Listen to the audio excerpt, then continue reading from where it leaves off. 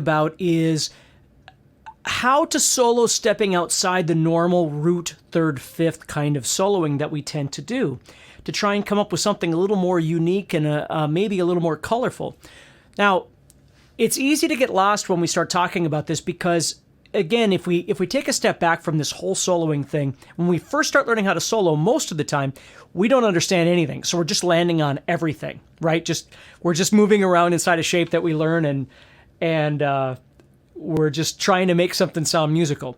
Then we start getting some logic to what we're doing and we start telling ourselves, okay, I'm supposed to go to this over this and that sort of thing, which neither one of those are wrong. It's all about sellability. It's all about when you play, does it sound the way that you want it to sound, right? So when I talk about, can you sell it? I don't mean financially. I mean, can you convince somebody that what you're doing is supposed to sound like it is? So the trick with the root and the third and the fifth is that they're really great notes to land on or emphasize because they're part of the chord, so you really can't go wrong.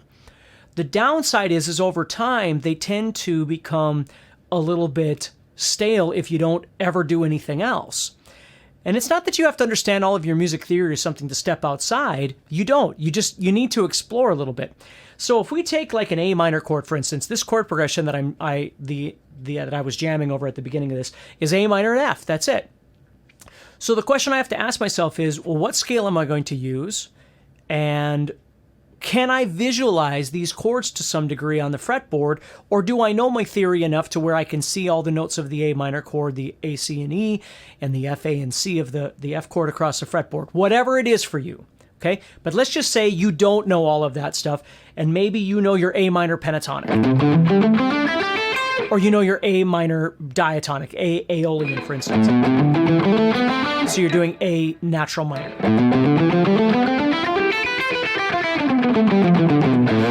Again, wherever you might know it. So those are what I have to choose or kind of work with. And then I've got my A minor and my F chords. Well, I can see an A minor here, and I can see an F chord here. Okay, so logic would say, well, I've got this scale, and I can see this A minor chord. So this note, and this note, and this note, and this note, and this note, and this note are all part of the A minor chord. They are also part of the scale. So those would be the notes that I would try and target in my solo. And you probably have already heard me talk about this, but I just want to make sure before we move forward. So I'm doing is playing the notes of this A minor. So inside this scale,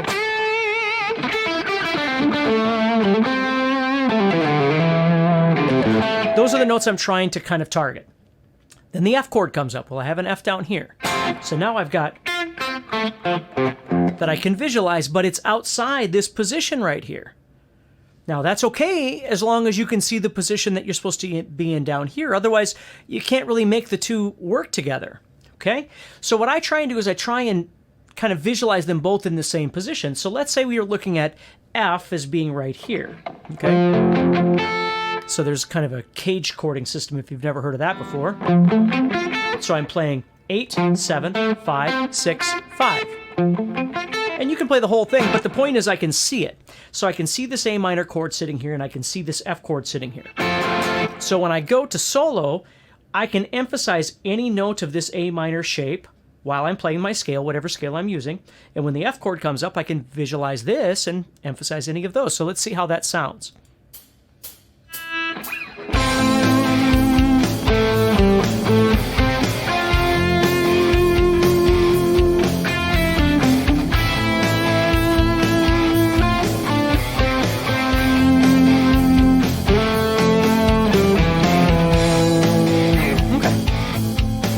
Now again, I might know and I might not know all the notes, the logic behind it, the theory behind it, the root, third, fifth, but I can visualize them. And I can make some fairly musical sounding solos with those. At least that's the hope, right? So what I want to talk about today, now that sort of makes sense, is stepping outside of that. Once you've established some of these notes that you know work, stepping outside that and finding notes that are a bit more colorful that don't fit.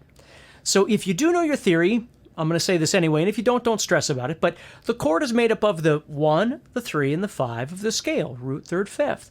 So the 2, 4, 6, and the 7th, very much so, are all notes that are not part of the chord, not part of the triad. So we refer to those as non-chord tones. Now, they're part of the scale or part of the chord when you expand the chord into a seventh or a ninth or all these other things, which is a theoretical thing. And I strongly recommend that you learn some of that if you choose to. But what I want you to do is just think anything that's not the root, the third, and the fifth is what we're trying to kind of think about here. So over this A minor chord, okay, what I might do, for instance, is maybe I go to something else. Like for me, I love the sound of the seventh, but I'm not going to use that right now. What I'm going to do is I'm going to use what we call the second or the ninth. Now, I love the sound of that over this A minor chord, so let me show you what that sounds like.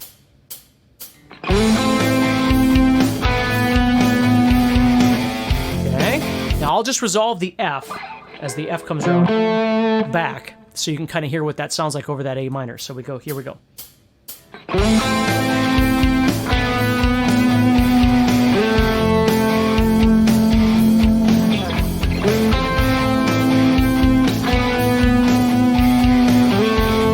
Now I'm just going to go to that second. Here we go.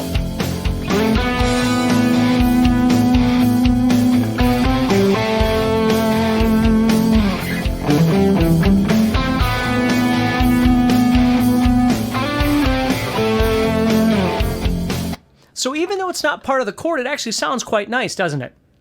Now I need something else for the F, okay? Well, I've got this F sitting here that we just talked about, but what I want to do is I want to find something other than, let's take the note F right here on the second string,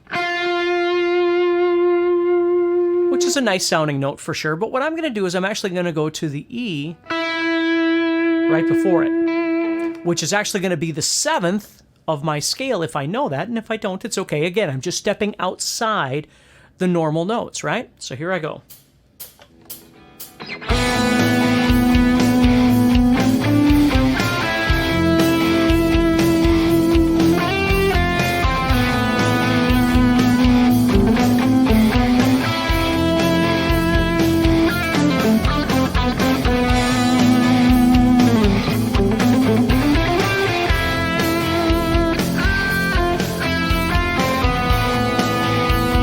Okay, and you'll notice again, it sounds quite nice.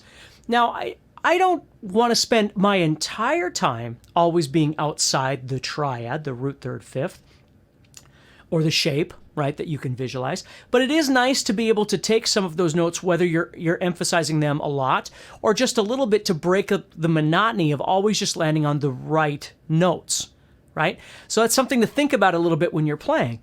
So as I'm moving around the fretboard and I'm playing an A minor here, the more I can be aware of some of those sounds. Now, again, maybe I've got them memorized on my fretboard. Maybe I know all my theory and I know all my notes on my guitar. Or maybe I'm just using my ear, and my ear is kind of leading me around. But this goes back to the first thing I was mentioning at the beginning of this video, is the thing you have to be careful of is if you start emphasizing everything all the time, you're not emphasizing anything. Okay, always remember that. If you're trying to land on or emphasize all the notes all the time, you're emphasizing nothing because you're emphasizing everything. So nothing sticks out, right? So the trick to melody is trying to find a way to make things work through repetition and different things like that, to where the ear picks up on what you're trying to do. And then when you hit some of these outside notes, it just adds this really wonderful color to what you're doing. Or vice versa, you've started off using some of these outside notes, and then when you go to one of the normal notes, I keep doing this, but you know what I mean, it brings it back home. All of a sudden it feels good to the listener, and you're being conscious of it. You're not just, again, hypothetically landing on everything because you don't know what you're doing. You're really kind of planning this out before the jam ever starts, going, okay, so I'm going to try and do this. How does that sound? I didn't like it, so I'm going to try and do this. And you keep messing around until you come up with what you're looking for. It's a wonderful way of expanding the way that you see the fretboard and the quality of what you're soloing sounds like, but you got to spend time with it. Again, I know you hear me preach this all the time, but it's not spending 3 minutes trying to study something and moving on. It's really sitting down and trying to figure out how to use the information to change the way that you play. So by next month, when you get a different video or whatever it might be, whatever it is you're trying to do, you've absorbed some element that now it changes everything about the way you approach your fretboard. That's what we're looking for.